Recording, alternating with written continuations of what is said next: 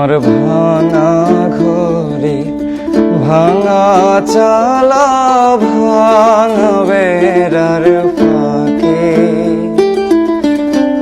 অবাক জ্যোৎস্না ঢুয়ে কাপড়ে হাত বাড়াইয়া ডাকে, হাত ইশারায় ডাকে কিন্তু মুখে বলে না।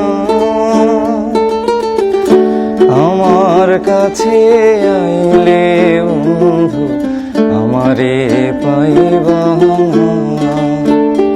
আমার ভাঙা ঘরে ভাঙা চালা ভাঙা বেড়ার ফাঁকে